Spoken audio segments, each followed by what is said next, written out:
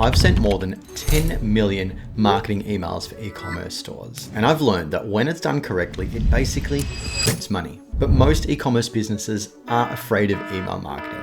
They think it's just going to end up in their junk. Their customers are going to unsubscribe, or it just doesn't work for their product, but that could not be further from the truth. If it was, why do you think the largest brands in the world are always sending you emails? It's because they know every time they send an email, they make more money. So in today's video, I'm going to take you right inside the platform that these brands use. I'm going to show you 5 ways that you can use the platform to generate more money from email marketing. Let's start with number 1, and that is to capture as much data as possible. Now, when most people do email marketing, all they do is capture the email address. Email marketing, email, makes sense, right? But there's so much more that you can capture. It's just about the way you capture it and capturing at the right time. Because if we go out there and ask our customer for all this information, it's unlikely they're going to give it to us. So we need to be a little strategic about how we do that. I'm going to show you how to do that in a second. But that's not the only data that you can get. You can also get transactional data. You can find out what people are buying, and then you can create segments and things around that. You can also look at how people are behaving. How are they visiting your website? What products are they viewing? Are they getting to your cart? How are they opening your emails? Are they clicking your emails? And that gives us a really nice picture on being able to understand the types of customers that we have so we can market to them in a specific way. So let me show you exactly how you can capture all this information in a platform. The platform we're going to be using is Klaviyo. If you haven't heard about it, it is tightly integrated into Shopify. It's an e-commerce first email marketing platform. I've been using it for years. It's pretty much amazing. And the 5 strategies we're going to be talking about today, we're going to do directly in Klaviyo. If you haven't used it, I do have a trial down below if you want to give it a shot. So first of all, I'll show you how to capture the basic information, and then we'll go a little bit more advanced. Now, this will be what you're used to seeing on most e-commerce stores. This sort of pop up with sort of a discount offer. Now, everyone sort of knows how to do that. So I'm not going to take you through this. This is just offer, email address. Now, this is where the secret comes in is, yes, we definitely want to capture email so we can contact them, but we want to enrich this and get a little bit more information. So what we can do is we can have them fill this form out, and then once it's filled out, they get step number 2. And that's this one here, where we ask for a little bit more information. So I've got here, want first access to the best deals and a gift on your birthday. Just drop your number and date of birth below. Now, as you can see, I've only got my phone number here. So what we can do is if we click add blocks, we can go through and grab a date block and pop it in here. And then we'll just call it date of birth. And I'll change this to be Australian, day, month. And we'll assign this to a property. I'll talk you a little bit about how profile properties work in a second. Let's see if we've got one here. Now, I've all created one earlier, which is called date of birth. But if you don't have a date of birth in here, you can type it in and then just click create date, of birth as an example, and they can go in and it will create an additional profile property for you. So you can have heaps of those. I'm going to choose one that I've already got, just not to mess with the data. We'll go in, we'll change that to Australian, and we can have it required or not required, completely up to you. So now what we're seeing is we've got a phone number, we've got a date of birth, and we've got an offer button. So what this means is, yes, we definitely get the email address for the $5, but when they fill it out, we're going to also ask them for their phone number and email. And we find like 75% of people fill this step out as well. Now let me show you sort of how that looks when they do fill it out. I'm going to head over to an incognito browser on my store, just so we can make the pop-up come up. Okay, let's get the pop-up. There it is. Okay, that's just a test address to sign me up. And what we can see here is we've now got this second step. So let's put that in there. Now 1, 2, 3, 4, 5, 6. That's not my real number. We'll just do that date. And we'll click yes, please. Okay. So now we've captured their email, we've captured their phone number, and we've captured their date of birth, and it's going to go against the profile in Klaviyo. And then we can go ahead and drive them through to our product. So we'll go through and let's just say this person wants to buy one of these products. We can click through and click add to cart. Okay, and then that takes them through the process. But let's have a look at what this looks like against the profile. Okay, great. So we can see that it's captured that new phone number. It's captured the email. SMS isn't subscribed because I'd unsubscribed this person a while back after another demo, but yours would say subscribed. But this is where the profile information comes in. We now know where they signed up from, which is great. We know that they do accept marketing because they've filled out the form, and we've now got their date of birth. So we've got their email, their phone number, and their date of birth. So that's the submitted information, but now we can have a look at behavioral and transactional information, and this is on the same page. So let's go over to the right-hand side here, and we can see what's happened here. I've submitted this form.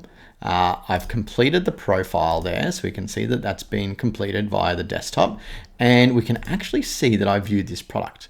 How cool is that? And the even cooler part is if we refresh this page, we can see that I've added it to the cart. So this is where the transactional behavioral information comes in, okay? We were able to track everything this person is doing because we've actually cookied and pixeled this customer as soon as they put their email address in. We can actually see what they want to buy from us. Now, this is super important as we move into the next tactic, and that is to send the right message to the right person. One of the beginner mistakes I see is what I call spraying and praying. And that is when you send as many emails as possible to as many people as possible with complete disregard for the email and the person in the end, right? That is literally the definition of spam. And I see everyone do that. Everyone on their list, they just send the same email to the same person. Now, that's not going to work. And you're going to have low open rates, you're going to have low click-through rates, you're going to get bad spam reputation from your email provider, and you're not going to make any sales. So what we want to be doing is segmenting. I'm going to show you exactly what segmenting is. So we head back to Klaviyo and head over to lists and segments. We're going to head over, we're going to click create new and create segment. Now the difference between a list and a segment is a dynamic sort of pool of people that meet certain criteria. And I'll show you how that works in a second. Whereas a list is just like a bucket of people that you put them into, and it's not dynamic. It doesn't change. It just basically fills up and you can put people in and out of a list. I prefer to like segments because they can grow and contract and new people can come in and out based on the criteria that we set. So I'll show you sort of how this works. We can build a segment out based on the conditions that we saw in those profiles, right? So we can use AI effectively to build this. We don't need to do this manually. So I'm going to have anyone that has added to cart but not purchased in the last 60 days. Okay, so we can click that. Now what's going to happen is it's going to go to the back end of Klaviyo and it's going to build this segment out for you based on what you've typed in there. So this is what it comes up with, what someone has not done. They've added to cart, so that's something that we saw in that profile, at least once in the last 60 days. And they placed an order 0 times, which means they haven't placed an order in the last 60 days also. So that brings us up 224 people. So this shows us that we've got a group of people that have high intent, but they didn't go through to the checkout, right? So we could create a little offer and send it just to this segment, right? So we're sending one offer to these 224 people that we know are specific. So that means that the messaging in that email could be, was there something that you liked? Why didn't they get to the cart? Here's a little offer, something like that. But that's the first thing. That's about, their behavior. But what we could do is we could create a segment about what else they've been doing, maybe what they're interested in. So I'll give you a little bit of a story. I have a store where we sell boxing gloves, we sell martial arts gear, we sell UFC gear, we sell lots of different things for combat sports. Now, there's multiple different combat sports out there. There's people that do boxing, there's people that do karate, there's people that do UFC, and they're all a little bit different. They have different needs. Now, what we used to do was we would send out emails out to everyone. So if we were selling boxing gloves, we'd send it to the boxing people, the karate people, and the UFC people. Now, the problem was karate and UFC people didn't want boxing gloves. They wanted something else. But the boxing people did. The problem was if we're sending it out to 10,000 people and only 30%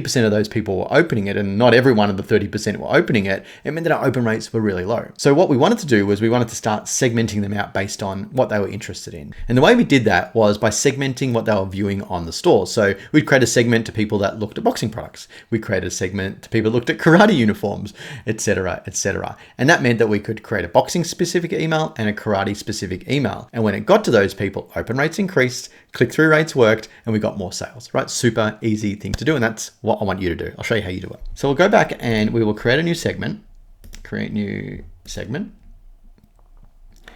And what we're going to do is we'll have anyone that has viewed dresses in the last 180 days. Okay, so this has started to create something. It's gotten a little bit AWOL. So we've got what someone has done or not done, viewed product at least once in the last 180 days, name, text equals bow stripe dress. So it did its best on trying to get it. So rather than equals, what I'm going to do is I'm going to change this to contains the text, and then I'm going to type the word dress in here, and let's see what happens. So sometimes we just need to give the AI a little bit more info to find it for us. Awesome. So that's someone that has viewed the product at least once in the last 180 days, and we can see 748. Let's add a condition here that has not purchased in 180 days. Okay, so we want to exclude people that haven't made a purchase. Awesome. And we'll make sure that's an and. Great, 474 people. So basically that now tells us that there's 474 people that are interested in dresses. So we could now create this as a segment. Every time we have an email about dresses, we can send it to them. Now, how do you think that's going to work? Someone who likes dresses gets an email about dresses. I think they're going to like that. What are they going to do? They're going to open it, they're going to click it, they're going to be interested in it. And Klaviyo and any other email provider is going to reward you for that. And now that we know that information, we can move on to tactic number 3, and that is to use personalization wherever possible. Now, I want you to think about developing this one-to-one conversation with your customers. Now, if you're sending an email to a friend, you would make sure that it was a pretty personal conversation, right? And I want you to think about how do you create that same experience with your customers. You're going to get a much better engagement, open rate, and click-through rate if it feels like you've written that email just for them. And that's what we can do with personalization. And then we'll head over and click Create Campaign, and I'll just call this Demo Campaign. And we're going to do an email for now. Obviously, you can do SMS and you can personalize those as well. We'll click Continue. And we could choose, obviously, the segment that we wanted to send to. So I'm going to choose competition entries just for fun here. Okay, and then we go click Next. And it's going to bring you to templates if you have them. I'll just use one of my demo templates for now. Let's grab this one. And we'll click Use Template. And this brings you to the email builder. Now, obviously, if this was your brand, you'd go in there and edit all your brand and everything like that. But what I want you to do here is I want you to start personalizing it. So what we can do is we can click in here and we can start editing this text. Now, in the top right corner, we've got this thing here which is called Add Personalization. So what I'm going to do is I'm going to click in there and we can actually add in all the data that we've captured. So we've got first name, last name, email, etc. So in here, we could type in, hey, and we could put in their first name, okay? Now, we'd automatically put in their first name, but let's just say we haven't got their first name yet. What we can actually do is a default text. So, for example, you could have the word friend, mate, guy, whoever, right? Or you could just have it empty and it wouldn't say anything. It would just be hey. I tend to do the word like hey there, all right? And we can choose whether it is capitalization or not. Sometimes if people type in their email sort of in uppercase or lowercase and they don't have capitalization, it can look very automated, okay? So I like to put in this one here so it has sort of uppercase, lowercase like names is. So that's sort of how you would do that. The other way of personalizing this is we can add in specific products depending on the segment we're sending to. So if I go back here, I'm going to grab a product here and I'm going to drag it in, okay? And this product feed comes directly in from Shopify. It's one of those sort of nice integrations that Klaviyo has.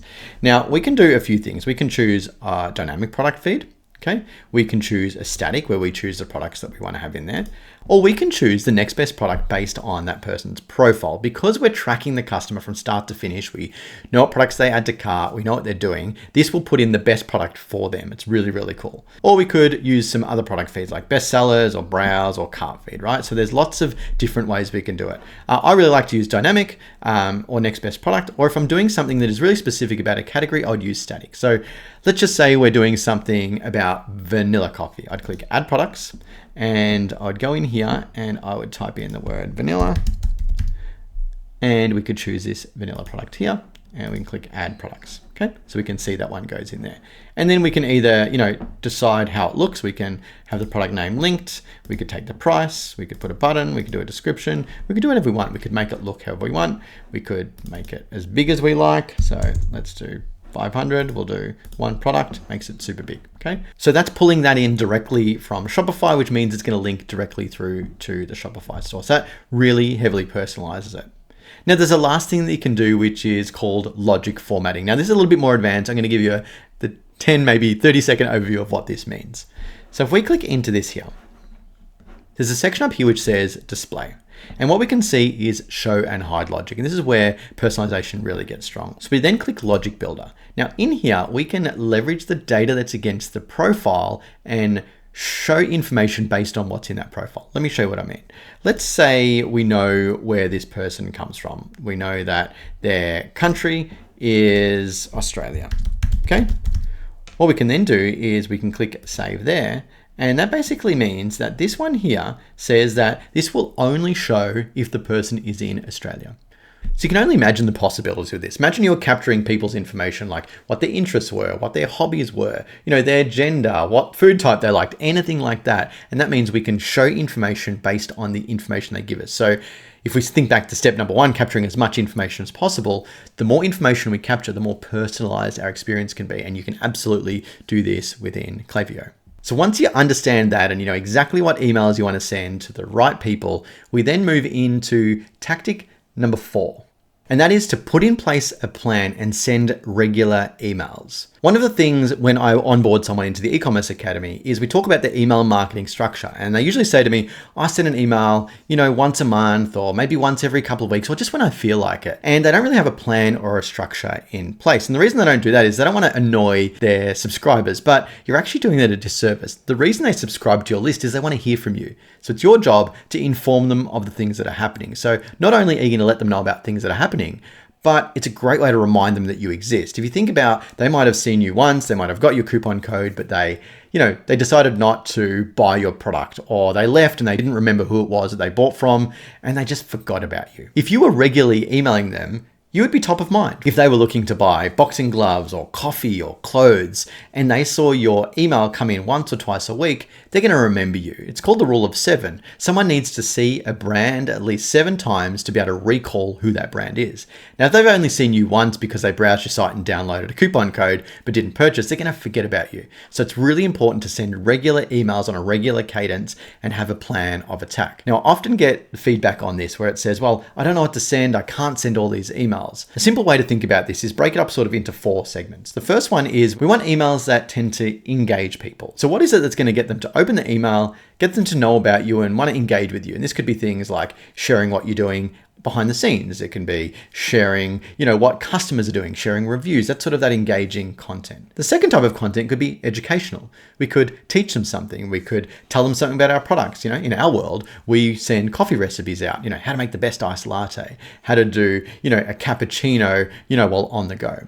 The third one is we want to send some proof-based emails. This could be things about, how your product's made, behind the scenes. It could be the expertise of your staff. It could be things like that. And the fourth email is then about product and promotions. So you've got 4 sort of emails you can send there. And if you send a different one of those every week, that is at least 4 emails a month, 1 a week, and that is probably more than you're already doing. So when you think about the different types of pillars and slot emails directly into those. Now the secret here is you don't need to have an unlimited amount of emails. You could basically just cycle these through every couple of months because people are going to forget that you sent this one email on Monday 3 months ago if you send that same email again. Not only that, your list is continually growing and filling up. The person that joins now didn't see the email that got sent yesterday. Okay, so that's really, really important. And the second part of that is creating some flows and automations, and I'll show you how we're doing that directly in Klaviyo.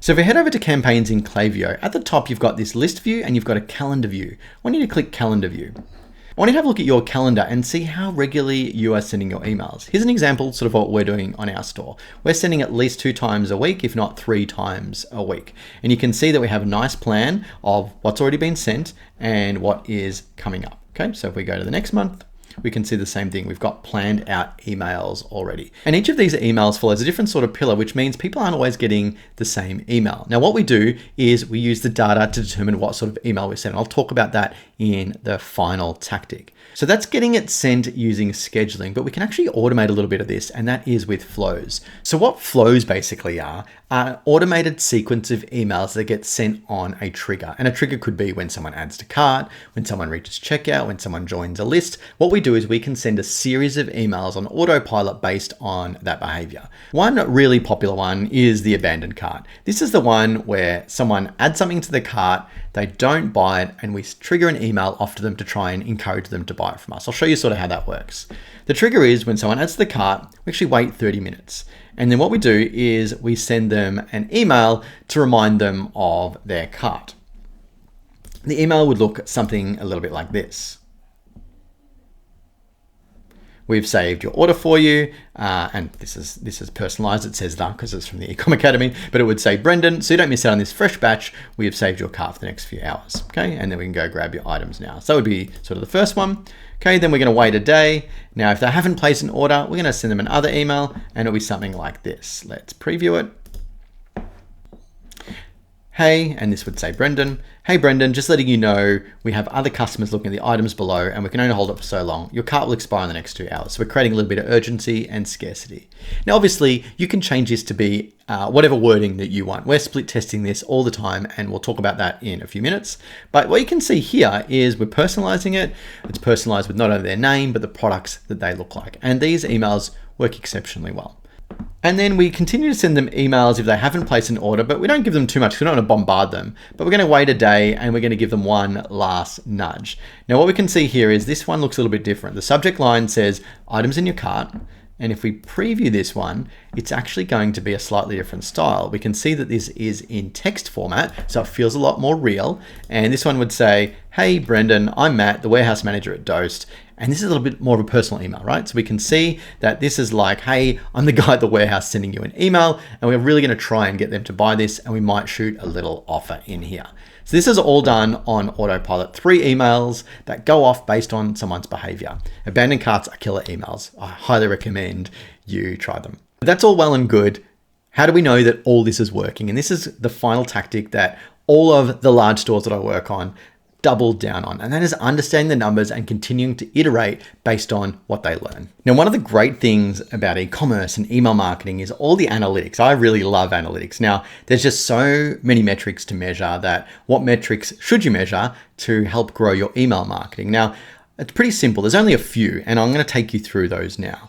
If we think about the journey that someone goes on when they get an email, the first thing is they receive an email, and what you want them to do is open it, and that's called your open rate.